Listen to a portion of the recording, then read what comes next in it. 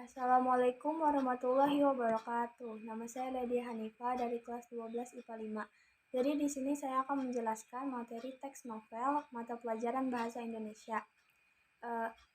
Hal-hal yang akan kita bahas dalam materi novel yaitu pengertian menurut KBBI dan Ensiklopedia Britannica.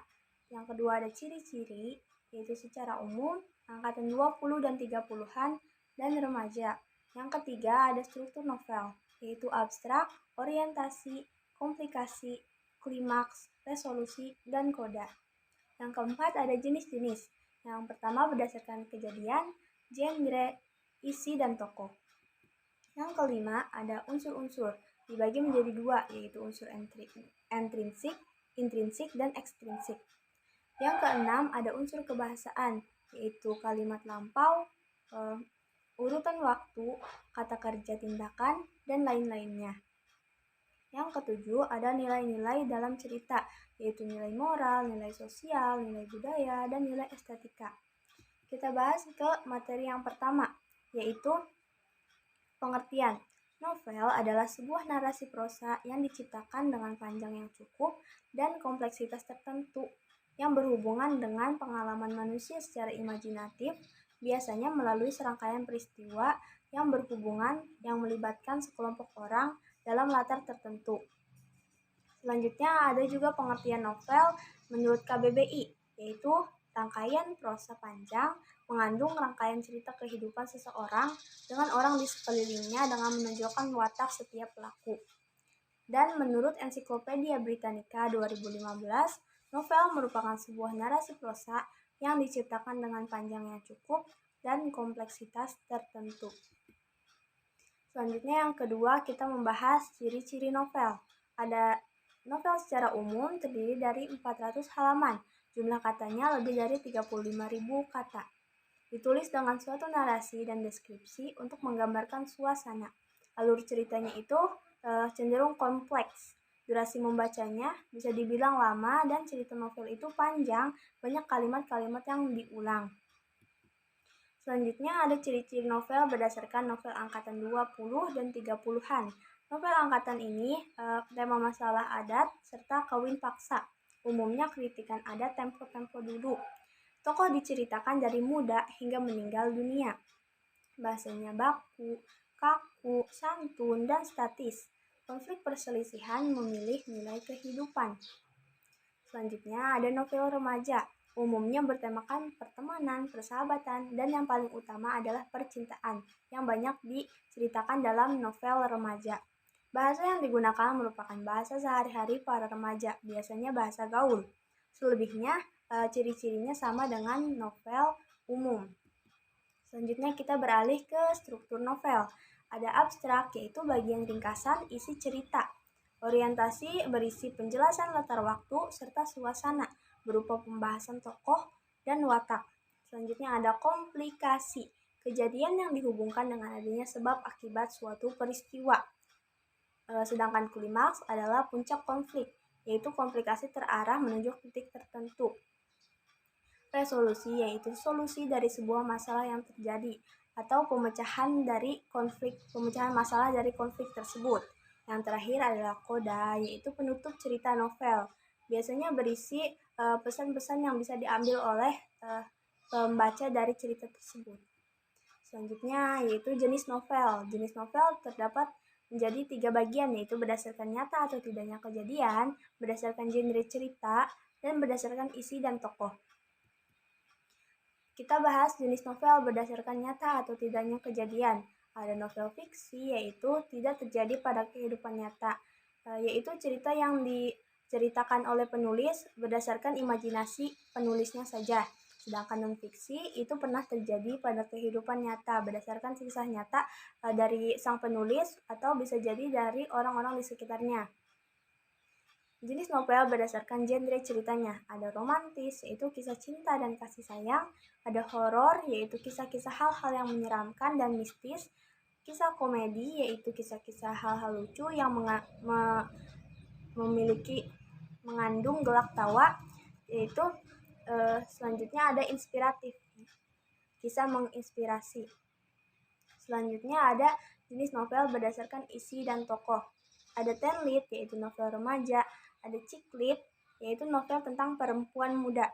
Ada song lead, novel yang diambil dari sebuah lagu yang bisa dijadikan inspirasi. Selanjutnya ada novel dewasa. Selanjutnya kita membahas unsur-unsur novel. Nah, unsur-unsur novel ini dibagi menjadi dua bagian, yaitu unsur intrinsik, yaitu tema, penokohan, alur, gaya bahasa, latar, sudut pandang, dan amanat. Sedangkan unsur ekstrinsik mengandung sejarah atau biografi, situasi, dan kondisi. Yang pertama kita bahas unsur intrinsik terlebih dahulu. Ada tema, yaitu pokok permasalahan dari cerita novel. Yang kedua ada penokohan, yaitu pemberian watak atau tokoh dalam cerita novel. Yang selanjutnya ada alur atau rangkaian peristiwa yang membentuk jalan cerita dari suatu novel. Selanjutnya ada latar, penggambaran peristiwa meliputi waktu, tempat, dan suasana dari novel. Selanjutnya juga ada gaya bahasa. Gaya bahasa merupakan alat utama penulis mengilustrasikan cerita dengan estetika. Ada sudut pandang, yaitu penempatan penulis dalam melihat peristiwa dalam cerita yang dipaparkan. Bisa sudut pandang orang pertama, sudut pandang orang ketiga, dan sebagainya. Yang terakhir ada amanat atau pesan yang disampaikan dari cerita yang bisa diambil pelajarannya oleh para pembaca.